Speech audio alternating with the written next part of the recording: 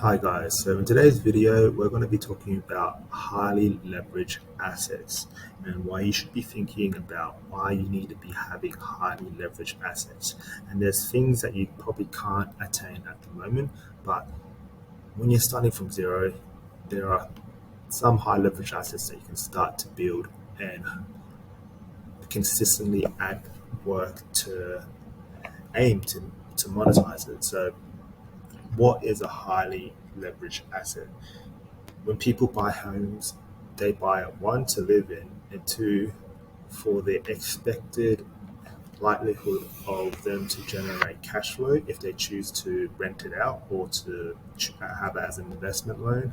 And also, if you have a house that you purchase, you're also betting that that house is going to increase over time in terms of its asset value. So it's a good place to hold your store wealth outside of cash, because as we all know, cash, like many fiat currencies around the world, if you just leave it in a saving account, that's just going to go down in value. So what I mean by that is, let's say you had half a million dollars today. That $500,000 was worth way more 10 years ago than what it is today. And if you think about 10 years from today, that 500,000 might not be worth what it is worth today, as in the things that you can buy with $500,000 today versus what you could buy 10 years ago. You could probably buy like a massive 5-bedroom mansion 10 years ago. Today, you're probably looking at like a really small 3-bedroom unit, if if that. If that's what 500 million is worth for real estate in the Western society, is a 3-bedroom house. Dude, I bet in 10 years' time, it's going to be, you could probably only buy units for $500,000. So, what is the other option? Digital assets and personal brands.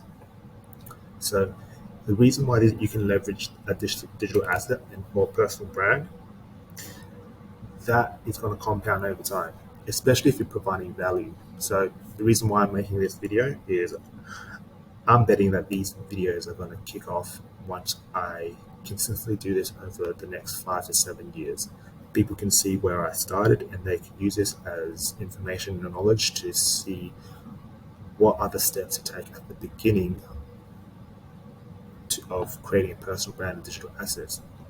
So there's two things that you need to think about when you're leveraging something like an asset. So as I said before, if you're buying a house, you're betting that the asset value is going to go up over time. And also, you also need a lot of capital to get that 20% deposit. So if you're starting from zero, it's very unlikely that you're going to use a house as a strategy to leverage your money. So why not make a digital asset or create a personal brand?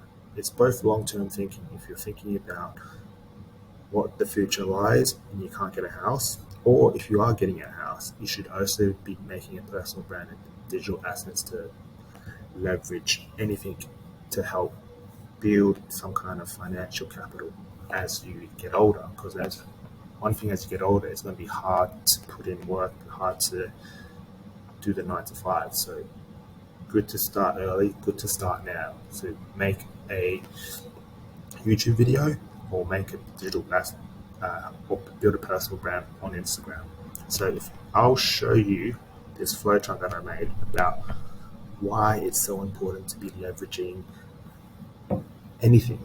But most importantly, if you're starting from zero, get into digital assets and personal brand.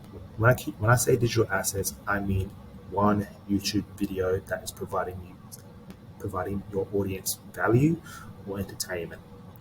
One of the two, or if you can, combine the both. A physical asset, which is what I said before, are things like a mortgage. Okay, other things are like stocks and shares, and if you own a business, something brick and mortar, those are also kind of physical assets that you're using to leverage time and money. So I'll talk about the pros and cons first about having a mortgage. Okay, so the cons are, in today's economy, it's very uncertain. You're relying on your income to pay off the interest rate and the principal each week or each fortnight. And ever since 3 4 years ago, interest rates have only been going up and up and up. I mean, compare it to back in the 90s, it's still considered low, but the ratio of income to inflation, it's hard to see middle class and lower class keep up with inflation. It's a 30-year financial commitment, and a lot can happen in 30 years.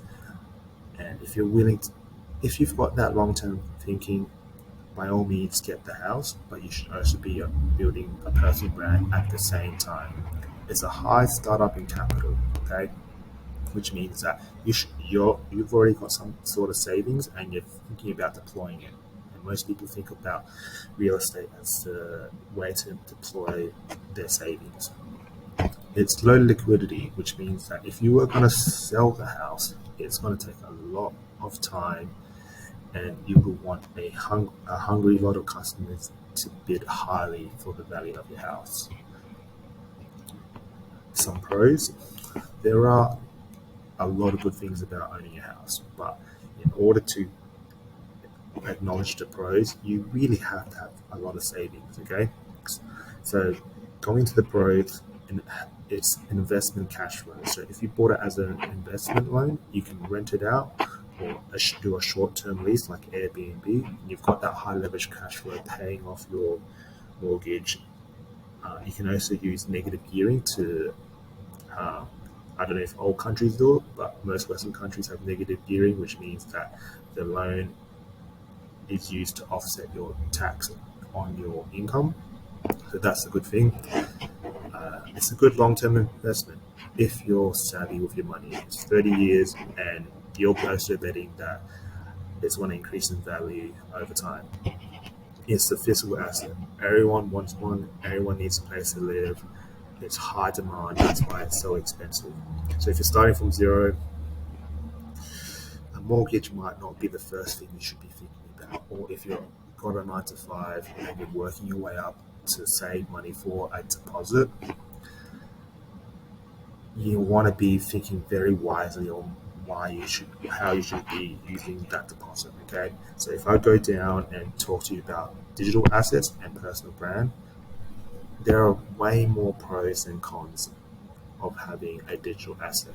It just takes the initial time and hard work and consistency to pull it all off. Otherwise, I think the leverage of a digital asset has way more upside than anything physical. So let's talk about the pros first. All you need is a phone and internet service. As I said in my last video, why are we not creating more than we're consuming? Think about all the subscriptions that you've subscribed to and things that you're watching on YouTube mindlessly. If it's educational, fair enough, that makes sense. We want to be learning, but think about why you're watching the things you're watching about. Sure, you can have a bit of time just for entertainment, but if it's turning to a 5 hour binge, can't you you need to be using that 5 hours really methodically, and why not use 5 hours to consume? If you're 5 hours into a season, why are you doing it? It's why. It's low startup capital. It's a thing where I think you put in a situation where it's low risk, high reward. There's no startup capital, and if you just consistently put up the work, it's a numbers game. There's a high chance you're betting that one of your videos is going to hit. It's going to go viral. So let's say you do a video a day, and you get to 100 videos in 100 days. Let's say only one of them hit viral. So that means more than 100K. So that's 3 months of work hoping to get to 1K. I mean, I'm only just putting 10-15 minutes into a video, and then I'm doing my 9 to 5. This is not hard, okay? Anyone can do this, okay? You do not require any skills or prerequisites. All you need is being comfortable in the camera, looking at yourself, and just talking, okay? People want authenticity, okay? You don't need to invent the wheel. You don't need to create some new idea. It's just your personal take, and that's where you get your audience from. You niche down and you talk about what specifically is a problem that you're facing, and you want to share it. So mine would be, I want to be leveraging time as much as I can through digital assets and personal branding. And if you're someone who is working a 9 to 5 and you cannot keep up with inflation and you're thinking about long term, and yeah, even if you're thinking about buying a house, go for it. But you need to also, if you're thinking long term, you want to be, you also thinking about leveraging your time. I highly would recommend doing a personal brand and digital assets and making videos on YouTube. The only cons that I have thought of at this stage: consistency. You need to keep posting video after video because someone else is going to be doing it. Kids are going to be doing it on TikTok. You're competing against a highly competitive industry. Everyone wants to be famous. Everybody wants to hit 100K. Everyone wants to add into that money.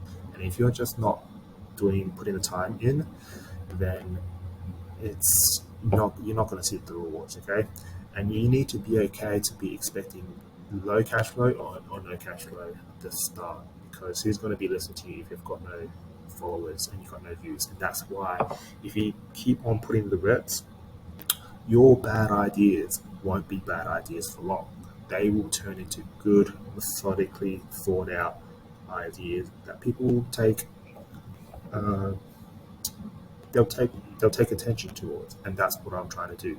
I'm trying to construct these ideas, grab your attention for 13 minutes, and provide value to people like me that are stuck in the 9 to 5 and want to get better at leveraging and knowing what the game we're playing. We're playing a game where we do not want to be stuck in our 9 to 5. Okay, it's a time commitment thing to make content and to do a personal brand.